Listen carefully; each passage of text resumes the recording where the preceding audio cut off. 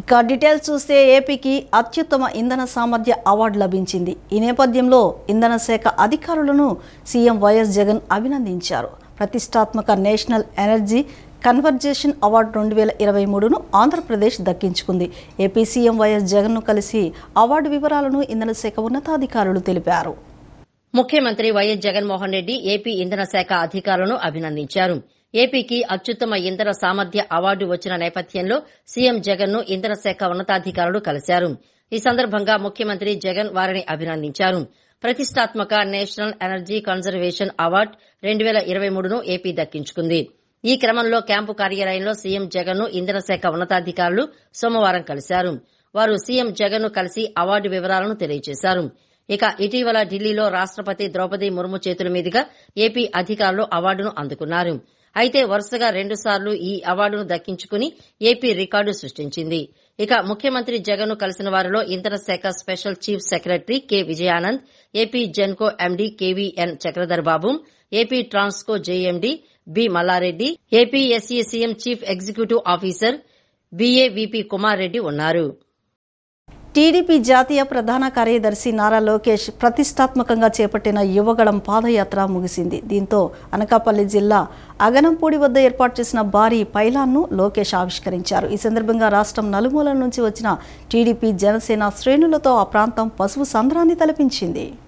Telugu Desam party జాతీయ ప్రధాన కార్యదర్శి నారా లోకేష్ చేపట్టిన యువగళం పాదయాత్ర నిన్నటితో ముగిసింది. ఈ ఏడాది జనవరి 27వ తేదీన చిత్తూరు జిల్లా కుప్పంలో ప్రారంభమైన యువగళం పాదయాత్ర అనకాపల్లి జిల్లా ఆగనంపూడిలో ముగిసింది. పాదయాత్రలో భాగంగా యువనేత నారా లోకేష్ రాష్ట్రంలోని 11 ఉమ్మడి జిల్లాల్లోని 97 అసెంబ్లీ నియోజకవర్గాలు, 232 మండలాలు, మున్సిపాలిటీలు, 2028 గ్రామాల మీదుగా 226 రోజుల పాటు 3132 కిలోమీటర్ల పాదయాత్ర చేశారు. ఈ సందర్భంగా అన్ని జిల్లాల్లోని ప్రజలు, మహిళలు, కార్యకర్తలు, యువత పెద్ద ఎత్తున ఆయనకు మద్దతు పలికారు. యువనేత నారా లోకేష్ తాను చేపట్టిన యువగళం పాదయాత్ర ముగింపునకు గుర్తుగా అనకాపల్లి జిల్లా అగనంపూడి వద్ద ఏర్పాటు చేసిన భారీ పైలాన్ను, శిలాఫలకాన్ని ఆవిష్కరించారు. ఈ నేపథ్యంలో ముగింపు కార్యక్రమానికి తెలుగుదేశం పార్టీ రాష్ట అధ్యకుడు అచ్చెన్నాయుడు, అయ్యన్న పాత్రుడితో పాటు సీనియర్ నేతలు, వేలాదిగా కార్యకర్తలు, భారీ సంఖ్యలో అభిమానులు తరలివచ్చారు. వీరితో పాటు నందమూరి, నారా కుటుంబ సభ్యులు కూడా పాల్గొన్నారు. గతంలో తెలుగుదేశం పార్టీ అధినేత చంద్రబాబు నాయుడు వస్తున్నా మీకోసం పాదయాత్రను అగనంపూడి వద్దే ముగించారు. ఇప్పుడు అదే సెంటిమెంట్తో చంద్రబాబు తనయుడు లోకేష్ సైతం యువగళం పాదయాత్రను అగనంపూడి వద్దే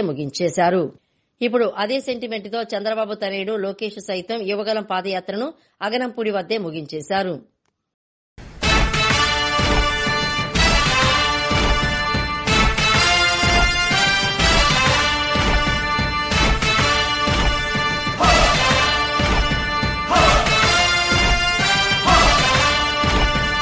కదలి రండి తెలుగుదేశ కార్యకర్తలారా,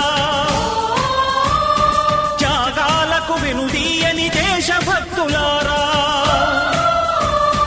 కదలి రండి తెలుగుదేశ కార్యకర్తలారా, త్యాగాలకు వెనుదీయని దేశభక్తులారా. నందమూరి ఆశయ రథ సారథ్యం మీదే, చంద్రబాబు స్వర్ణాంధ్రకు నిర్మాతను మీరే.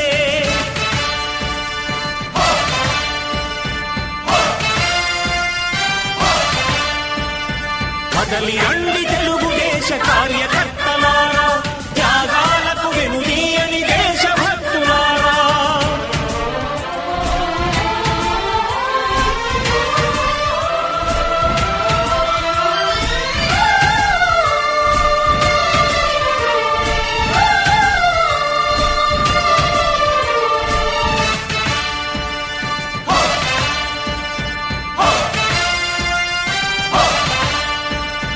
పార్టీకే అంకితమై పనిచేసే మీరు దేశంలో నిలిపారు మన పార్టీ పేరు. పార్టీకే అంకితమై పనిచేసే మీరు దేశంలో నిలిపారు మన పార్టీ పేరు. మారుమూల గ్రామమైన మహానగరమైన బాధ్యతతో క్రమశిక్షణతో మెలిగారు. ఆశయాలు పండించే జీవనదులు మీ సేవలు, మీరే మన రాష్ట్ర ప్రగతి సౌధానికి పునాదులు. అణుశక్తికి 1,000,000 రెట్లు మీ శ్రమ శక్తి, ప్రజలకు చేకూర్చనుంది సుఖము శాంతి. నందమూరి ఆశయ రథ సారథ్యం మీదే, చంద్రబాబు స్వర్ణాంధ్రకు నిర్మాతలు మీరే.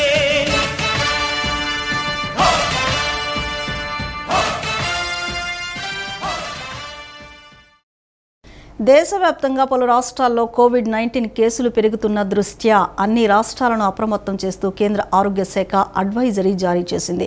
అధిక సంఖ్యలో ఆర్టీపీసీఆర్ టెస్టులు చేయాలని ఆదేశాలు జారీ చేసింది. ఈ వేరియంట్ కారణంగా ఇప్పటివరకు 5 మృతి చెందగా అందులో మృతుల్లో 4 కేరళ వాసులే ఉన్నారు. దేశంలో కోవిడ్ ఉపరకం JN.1 వేరియంట్ వెలుగు చూసిన నేపథ్యంలో కేంద్ర ప్రభుత్వం అప్రమత్తమైంది. కోవిడ్ విషయంలో అన్ని రాష్ట్రాలకు పలు సూచనలు చేస్తూ ఓ ప్రకటన విడుదల చేసింది. అధిక సంఖ్యలో ఆర్టీపీసీఆర్ టెస్టులు చేయాలని ఆదేశాలు జారీ చేసింది. పాజిటివ్ శాంపిళ్లను జీనోమ్ సీక్వెన్సింగ్ కోసం ఇండియన్ SARS-CoV-2 జీనోమిక్స్ కన్సార్టియం ప్రయోగశాలకు పంపాలని ఆదేశించింది. అన్ని రాష్ట్రాలు జిల్లాల్లో పరిస్థితిని ఎప్పటికప్పుడు సమీక్షించాలని సూచించింది. భారత్ సహా 38 దేశాల్లో JN.1 వేరియంట్ ఉన్నందున కేంద్రం అప్రమత్తంగా ఉంటూ కొత్త కేసులపై నిఘా ఉంచాలని తెలిపింది. కోవిడ్ ఉపరకం JN.1 వేరియంట్ తొలి కేసు కేరళలో బయటపడింది. ఈ వేరియంట్ కారణంగా ఇప్పటి వరకు 5 మృతి చెందగా అందులో మృతుల్లో 4 కేరళ వాసులే ఉన్నారని తెలియజేసింది. బీసీలకు విజయవాడ ఎంపీ టికెట్ ఇస్తే స్వాగతిస్తానని ఎంపీ కేశినేని నాని స్పష్టం చేశారు. అయితే మంచి బీసీకి టికెట్ ఇవ్వాలని, మంచి వారికి సీట్లు ఇస్తే తాము దగ్గరుండి గెలిపిస్తామని చెప్పారు. అయితే కాల్ మనీ వ్యాపారం, సెక్స్ రాకెట్, భూ కబ్జా దౌర్జన్యాలు, వేధింపులకు పాల్పడే వాళ్లకు మాత్రం టికెట్ ఇవ్వొద్దని సూచించారు. డబ్బులు సంపాదించుకునేందుకు వచ్చి బీసీనంటే మాత్రం అస్సలు నమ్మొద్దని చెప్పారు. బీసీ, ఎస్సీ, మైనారిటీ, వెనుకబడిన వర్గాలకు ఎన్నికల్లో పోటీ చేసే అవకాశం ఇవ్వాలన్నారు. నిరుపేదైనా సరే కరెక్టుగా ఉన్న వ్యక్తి అయితే తాము కూడా ఆహ్వానిస్తామని ఎంపీ కేశినేని నాని ఆసక్తికర వ్యాఖ్యలు చేశారు. కాల్మనీ వ్యాపారం చేసి కోట్లు సంపాదించే వాళ్ళు బీసీలు కాదు. బీసీలు అంటే మా గోగుల రమణ ఉన్నాడు చూసావా, డిప్యూటీ మేయరు, 3 సార్లు కార్పొరేటర్ చేశాడు. ఈ పార్టీకి నగర జనరల్ సెక్రటరీ చేశాడు. మచ్చ లేకుండా 5 ఏళ్ళు, మీరందరూ కూడా మీకు తెలుసు, 5 ఏళ్ళు మేము డిప్యూటీ మేయర్ ఇస్తే ఒక్క మచ్చ లేకుండా డిప్యూటీ మేయర్ చేశాడు. అది బీసీ అంటే. బ్యాక్వర్డ్ క్యాస్ట్ అంటే నీతి, నిజాయితీ, క్యారెక్టర్, ఇవన్నీ ఉన్నాడు. అంతేకాని కాల్మనీ వ్యాపారాలు, సెక్స్ ర్యాకెట్లు, గోండాగిరీలు, రౌడీగిరిజం చేసేవాళ్ళు బీసీ అని నేను అనుకోవట్లా. అని కోట్లు కూడా సంపాదించుకున్నాడు. బీసీ అంటే ఎస్, బీసీకి ఇవ్వాలి, ఎస్సీకి ఇవ్వాలి, మైనార్టీకి ఇవ్వాలి, పేదవాళ్ళకి ఇవ్వాలి, వెనకబడిన తరగతి వాళ్ళకి ఇవ్వాలి. అటు నిరుపేదవాళ్ళైనా క్యారెక్టర్ వాళ్ళ కాళ్ళకు దండం పెడతాం. మేము కాళ్ళకి వంగి నమస్కారం పెడతాం. వాళ్ళ ఇంట్లోకి వెళ్ళి భోంచేస్తాం, వాళ్ళు వండితే, బయట నుంచి తెచ్చి కాదు. కానీ కాల్మనీ బీసీలని, భూ కబ్జా బీసీలని, జనాన్ని హింసించి డబ్బులు చేసుకుని కోట్లు కూడా సంపాదించే వాళ్ళు బీసీ ఎట్ అవుతారు? బ్యాక్వర్డ్ తరగతి అంటే అర్థం ఏంటి?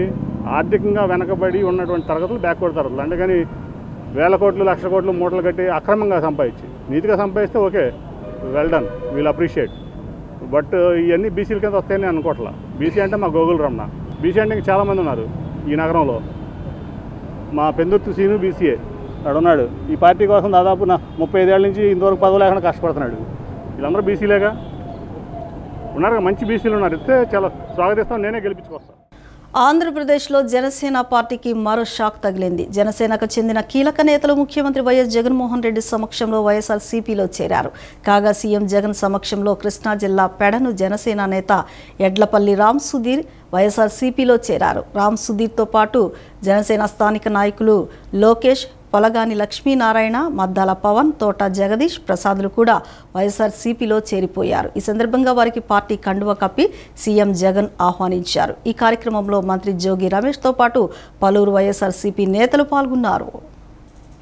ఎడ్లపల్లి రామ్ సుధీర్ గౌరవ ముఖ్యమంత్రి జగన్మోహన్ రెడ్డి గారి నేతృత్వంలో ఈరోజు వైఎస్ఆర్ కాంగ్రెస్ పార్టీలో చేరినందుకు వారికి మనస్ఫూర్తిగా స్వాగతం పలుకుతూ, జగన్మోహన్ రెడ్డి గారి మంచి పరిపాలన, జగన్మోహన్ రెడ్డి గారి నాయకత్వం ఈరోజు రాష్ట్ర భవిష్యత్తుకు అవసరం, యువతకి అవసరం. అక్కడ ఉన్న పరిస్థితులు పవన్ కళ్యాణ్ గారిని ఒక లీడర్గా చూడాలనుకుంటే పవన్ కళ్యాణ్ చంద్రబాబు నాయుడు గారికి తాబేదాడుగా మారిపోయాడని చెప్పేసి ఆ విధానాలు నచ్చక ఈరోజు వైఎస్ఆర్ కాంగ్రెస్ పార్టీలో జాయిన్ అయిన రామ్ సుధీర్ గారిని ప్రత్యేకంగా వారికి స్వాగతం పలుకుతూ, కష్టపడే కార్యకర్త కానీ వీళ్ళకి అవసరం లేదు. వీళ్ళు ఈరోజు కూడా టీడీపీతో వీళ్ళు చేసేది ముసుగు రాజకీయాలు. ఏ రోజునైనా గత 3 సంవత్సరాల క్రితమే పొత్తు కన్ఫర్మ్ చేసుకుని నాయకుల్ని కార్యకర్తలను ప్రలోభాలకు గురి చేస్తూ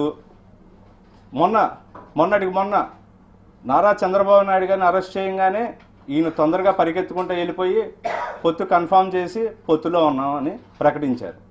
నేను ఒకటే అడుగుతున్నా, ఇన్నాళ్ళ నుంచి పనిచేసిన నాయకులు కానీ కార్యకర్తలు కానీ మీరు సంప్రదించారా?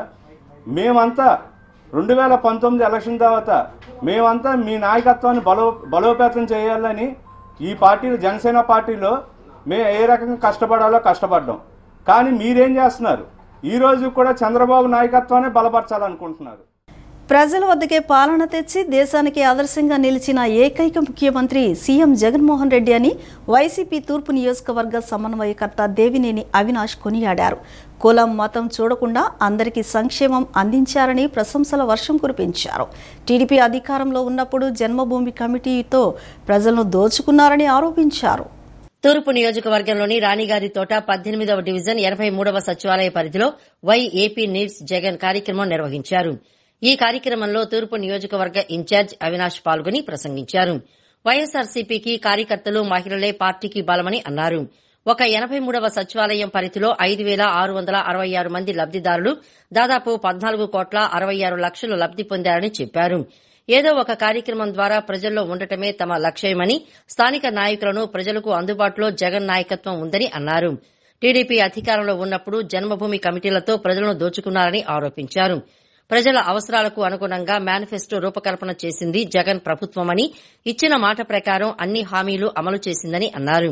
ప్రజల భవిష్యత్తుకు బాబు గ్యారంటీ కాదు, ముందు కొడుకు లోకేష్ కి హామీ ఇవ్వండి అని ఎద్దేవా చేశారు. 18వ డివిజన్లో కోట్ల రూపాయలు వెచ్చించి అభివృద్ది కార్యక్రమాలు చేశామన్నారు. రిటర్నింగ్ వాలు, పార్కులు, రోడ్లు, డ్రైన్స్ వైసీపీ ప్రభుత్వంలోనే అభివృద్ది చేశామని తెలిపారు. తెలుగుదేశం పార్టీ నాయకులు అసత్య ప్రచారాలకు అలవాటు పడ్డారని పేర్కొన్నారు. ఈ ప్రాంతంలో ఒక్క అభివృద్ధి కార్యక్రమాలు చేయకుండా, ఒక్క సంక్షేమ కార్యక్రమాలు చేయకుండా ఈ ప్రాంతంలో ఉన్న వాళ్ళందరూ గారు వైఎస్ రాజశేఖర రెడ్డి గారు, అదేవిధంగా వైఎస్ జగన్మోహన్ రెడ్డి గారికి అనుకూలంగా ఉంటారని చెప్పిన ఒక్క మంచి కార్యక్రమం గారు చేయాలి. ఇది వరకు రిటైనింగ్ వాళ్ళు లేనప్పుడు గత ప్రభుత్వంలో మనకు వరదలు వస్తే మరి మీ అందరికి గారు గుర్తే ఉంటుంది. మనందరం గారు పిల్లల్ని, ఆ ప్రాంతంలో ఉన్న వాళ్ళందరూ గారు పిల్లల్ని మోసుకెళ్లి ఇందిరాగాంధీ స్టేడియంలో, మీ బంధువులు ఉండొచ్చు, మీ స్నేహితులు ఉండొచ్చు, ఇందిరాగాంధీ స్టేడియంలో పాపం ఎన్నో ఇబ్బందులు, అవస్థలు పడేవారు. కానీ ఈ రోజు 10 లక్షల క్యూసెక్కులు నీరు వచ్చినా గారా మన రాణి గారి తోట ప్రాంతం ఎటువంటి ఇబ్బంది లేకుండా నివసిస్తున్న ప్రజానికం గుండె మేరే చెయ్యేసుకుని నిద్రపోతున్నారంటే దానికి కారణం ముఖ్యమంత్రి వైఎస్ జగన్మోహన్ రెడ్డి గారు. పేద మధ్యతరగతి ప్రజలెవరూ వైద్యం కోసం అప్పుల పాలవకూడదనే లక్ష్యంతో రాష్ట్ర ప్రభుత్వం ప్రజలకు ఆరోగ్య భద్రత కల్పించేందుకు డాక్టర్ వైఎస్ఆర్ ఆరోగ్యశ్రీ పథకానికి వేలాది కోట్లు ఖర్చు చేస్తోందని కలెక్టర్ ఎస్ ఢిల్లీరావు పేర్కొన్నారు.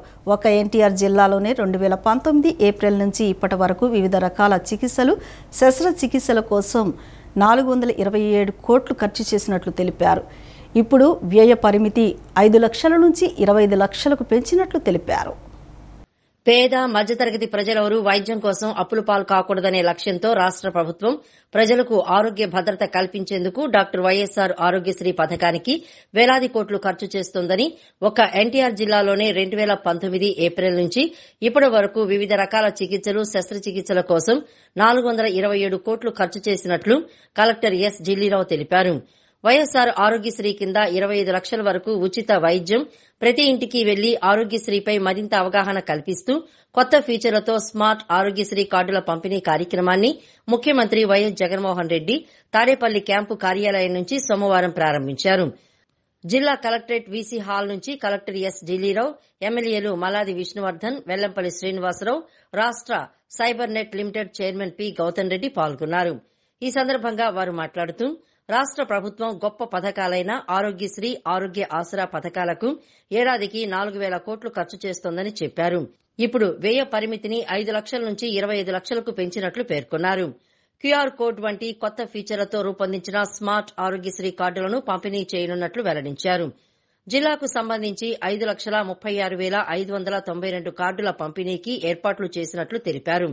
కార్డుల పంపిణీతో పాటుగా మెగా డ్రైవ్ ద్వారా ఆరోగ్యశ్రీ పథకంపై పూర్తి స్థాయిలో అవగాహన కల్పించనున్నామని చెప్పారు. ఈ కొత్త కార్డు ఏదైతే ఉందో క్యూఆర్ కోడ్తో కూడుకున్నటువంటి ఫీచర్స్తో వచ్చినటువంటి కార్డు, దాంట్లో అది చాలా కార్డు అనేటువంటిది చాలా డీటెయిల్డ్గా అనేటువంటి ఉంది.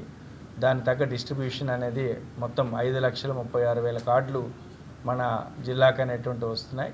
దానికి తగ్గట్టుగా దాని డిస్ట్రిబ్యూషను, దాని ఈకేవైసీ చేసుకోవడము, దాని ప్లాన్ అనేటువంటి ఎలా చేయాలని చెప్పేసి గౌరవ సీఎం గారి ఇన్స్ట్రక్షన్స్ ఇవ్వడం జరిగింది.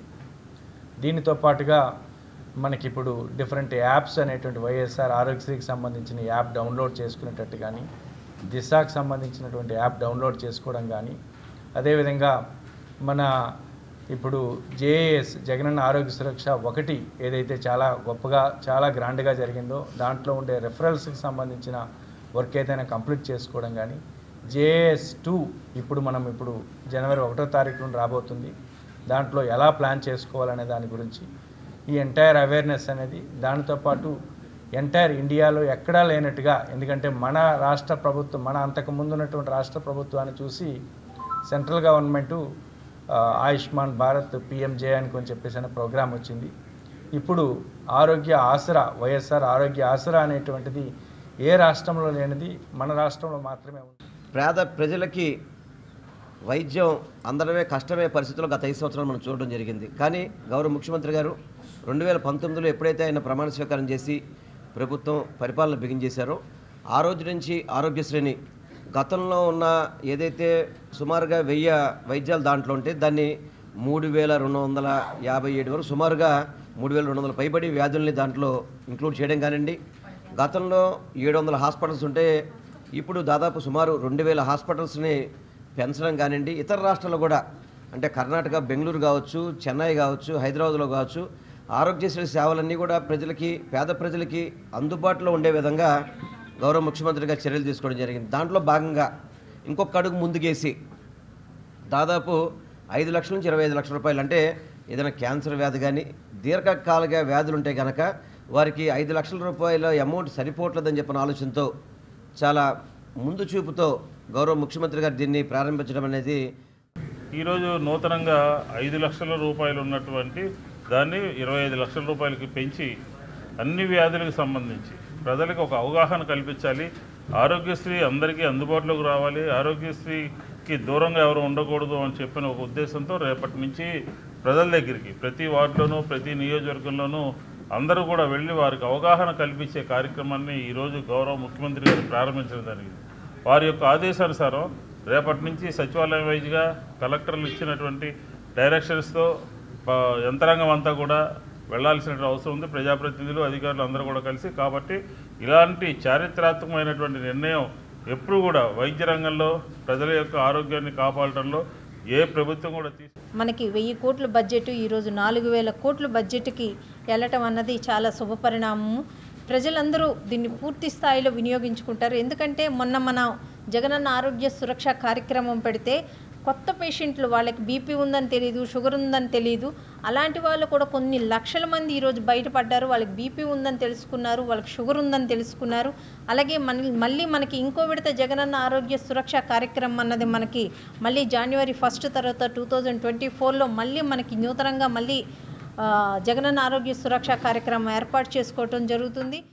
హజ్కు వెళ్లే యాత్రికులు దరఖాస్తులు చేసుకోవాలని హజ్ కమిటీ చైర్మన్ గౌసల్ అజాం పిలుపునిచ్చారు. గత ఏడాది విజయవాడలో ఎంబార్కేషన్ పాయింట్ ఇచ్చారని 2024 కూడా విజయవాడలో ఎంబార్కేషన్ ఉంటుందని పేర్కొన్నారు. విజయవాడ నుంచి వెళుతున్న యాత్రికులకు విమాన ఛార్జీల భారాన్ని తగ్గించేందుకు సీఎం జగన్ గత ఏడాది 14 కోట్లు మంజూరు చేశారని వెల్లడించారు. దేశంలో ఎక్కడా లేని విధంగా ఏపీ ప్రయాణికుల కోసం ఏర్పాట్లు చేశారని చెప్పారు. ఆంధ్రప్రదేశ్కు చెందినటువంటి హజ్ యాత్రికులు ఎక్కడెక్కడ బస చేశారు, వాళ్ళకి ఎలాంటి వసతులు కల్పించారు మక్కా గవర్నమెంట్ అని చెప్పేసి అక్కడ మనము పర్యవేక్షించి అక్కడ ఉన్నటువంటి లోటుపాట్లన్నిటికీ గుర్తించి దాన్ని ఒక ఫీడ్బ్యాక్గా తయారు చేసి సెంట్రల్ హజ్ కమిటీ ఆఫ్ ఇండియాకు అలాగే మినిస్ట్రీ ఆఫ్ మైనారిటీ అఫైర్స్కు పంపించేందుకు గాను ఈ సమావేశంలో ఒక అజెండాలో చర్చించడం జరిగింది. అలాగే రేపు 2024లో జరగబోయే హజ్ ఏదైతే ఉందో దాని కార్యాచరణ ఎలా రూపొందించాలి, అని చెప్పేసి దాని విషయంగా కూడా కులంకుశంగా చర్చించడం జరిగింది. సంవత్సరాల కాలంలో అంటే నేను హజ్ కమిటీ చైర్మన్ అయ్యాక మొట్టమొదటిసారిగా మన విజయవాడ నుంచి ఎంబార్కేషన్ పాయింట్ వచ్చి తద్వారా ఈ 2023 హజ్ యాత్ర విజయవాడ నుంచి జరిగింది. ఇప్పుడు 2024 కూడా ఎంబార్కేషన్ పాయింట్ మనకు కేటాయించడం జరిగింది. అంతకుముందు అంటే 2023లో దాదాపు 25 ఎంబార్కేషన్ పాయింట్లు ఉంటే దాంట్లో నుంచి 5 ఎంబార్కేషన్ పాయింట్లను కేంద్ర ప్రభుత్వం లెస్ చేసేసింది.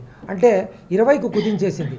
అందులో 20లో మన ఎంబార్కేషన్ పాయింట్ విజయవాడ ఉండడం కూడా హర్షించదగ్గ విషయం. ప్రజా సమస్యల పరిష్కార వేదిక స్పందన కార్యక్రమంలో భాగంగా సోమవారం స్థానిక కలెక్టరేట్లో collector S Dillirao, DRO SV Nageswararao ప్రజల నుంచి వినతులు స్వీకరించారు. అర్జీలను నిర్దిష్ట గడువులోగా నాణ్యతతో పరిష్కరించాలని సూచించారు. ఆర్టీలు రీఓపెన్ కాకుండా ప్రత్యేకంగా దృష్టి సారించి క్షేత్రస్థాయిలో అధికారులతో సమన్వయం చేసుకుని పరిష్కరించాలని స్పష్టం చేశారు. అర్జీదారులు పూర్తి స్థాయిలో సంతృప్తి చెందేలా జగనన్నకు చెబుదాం స్పందన కార్యక్రమానికి వచ్చిన అర్జీలను నాణ్యతతో పరిష్కరించాలని జిల్లా కలెక్టర్ ఎస్ ఢిల్లీరావు అధికారులను ఆదేశించారు. ప్రజా సమస్యల పరిష్కార వేదిక స్పందన కార్యక్రమంలో భాగంగా సోమవారం స్థానిక కలెక్టరేట్లో collector S Dillirao, DRO SV Nageswararao ప్రజల నుంచి వినతులు స్వీకరించారు. రెవెన్యూ విభాగానికి సంబంధించి 61, పోలీసు శాఖకు సంబంధించి 20, మున్సిపల్ పట్టణాభివృద్ది 10, డిఆర్డీఏ 12 ఇలా వివిధ శాఖలకు సంబంధించి మొత్తం 134 అర్జీలు వచ్చాయి. ఈ సందర్భంగా కలెక్టర్ ఎస్ ఢిల్లీరావు మాట్లాడుతూ అర్జీలను నిర్దిష్ట గడువులోగా నాణ్యతతో పరిష్కరించాలని సూచించారు. అర్జీలు రీఓపెన్ కాకుండా ప్రత్యేకంగా దృష్టి సారించి క్షేత్రస్థాయిలో అధికారులతో సమన్వయం చేసుకుని పరిష్కరించాలని స్పష్టం చేశారు. రాష్ట ప్రభుత్వం అత్యంత ప్రతిష్టాత్మకంగా జగనన్నకు చెబుదాం స్పందన కార్యక్రమాన్ని అమలు చేస్తోందని, ఈ కార్యక్రమం అమల్లో జిల్లాను ముందు వరుసలో నిలిపేందుకు అధికారులు కృషి చేయాలని కలెక్టర్ ఎస్ ఢిల్లీరావు సూచించారు. ఆత్మరక్షణకు కరస్సాము విద్య ఎంతో దోహదపడుతుందని కృష్ణా జిల్లా Bapulapadu high school HM TV Nageswararao తెలిపారు. ఎంతో ప్రాముఖ్యత ఉన్న ప్రాచీన క్రీడను ప్రతి ఒక్కరూ అభ్యసించి మంచి పేరు తెచ్చుకోవాలని కోరారు. కృష్ణా జిల్లా పాపులపాడు మండలం హనుమాన్ జంక్షన్ విశ్వకవి పాఠశాల, అప్పనవీడు ప్రభుత్వ ఉన్నత పాఠశాల, సాయి గీతాంజలి, నారాయణ, బాపులపాడు ప్రభుత్వ ఉన్నత పాఠశాల, చైతన్య భారతి పాఠశాలలో కర్రసాము క్రీడ గురించి అవగాహన కార్యక్రమం ప్రదర్శన నిర్వహించారు. ఈ సందర్భంగా Bapulapadu high school HM TV Nageswararao మాట్లాడుతూ కర్రసాము క్రీడ మనుషులు, జంతువుల దాడి నుంచి సులువుగా తప్పించుకోవడానికి ఉపయోగపడుతుందన్నారు. ఆత్మరక్షణకు ఈ కర్రసాము విద్య ఎంతో దోహదపడుతుందన్నారు. ఎంతో ప్రాముఖ్యత ఉన్న ఇలాంటి ప్రాచీన క్రీడను ప్రతి ఒక్కరూ అభ్యసించి మంచి పేరు తెచ్చుకోవాలని సూచించారు. కర్రసాము క్రీడను నేర్చుకుని ప్రతి ఒక్కరూ ఉన్నత స్థాయికి చేరుకోవాలని అభిలషించారు. కర్రసాము అనేది పూర్వకాలంలో ఉండేది. ఇప్పుడు ఎక్కువగా మనకి కరాటే, కుంగ్ఫో, జూడో అని ఇలాంటివి వచ్చేస్తాయి. ఇలాంటివి కాకుండా పాతకాలం నుంచి ఎప్పటి నుంచో ఉన్నటువంటిది మన రైతులందరి దగ్గర కూడా చేతుల్లో ఉంటాయి. ఎదురు కర్ర అంటాం కదా, ఆ ఎదురు కర్రలు ఉంటాయి. ఆ కర్రతో ఆత్మరక్షణ, ఎవరైనా శత్రువులు మన మీద దాడి చేసినా లేదా ఏదైనా జంతువులు దాడి చేసినా పొలాల్లో, అడవుల్లో లేదా ఇంకా వేరే నిర్మాణితమైన ప్రాంతాల్లో మనం రక్షించుకోవడం ఎలాగో అనేది గురించి తెలియదు. కానీ ఇప్పుడు కొత్తగా మన నేషనల్ గేమ్స్లో కూడా ఈ శలభం అనే దాన్ని చేర్చి దాని మీద పోటీలు నిర్వహిస్తున్నారు, ప్రైజెస్ కూడా ఇస్తున్నారు. కాబట్టి అవి మీకు కోచ్ దుర్గా భవానీ కర్రసాము క్రీడ విశిష్టత గురించి వివరించారు. కర్రసాము క్రీడలో సెల్ఫ్ డిఫెన్స్ ఎలా చేయాలి, దాని ప్రాముఖ్యత గురించి తెలిపారు. నిహారిక, శివ అత్వికులు కర్రసాము ప్రదర్శనలు చేశారు.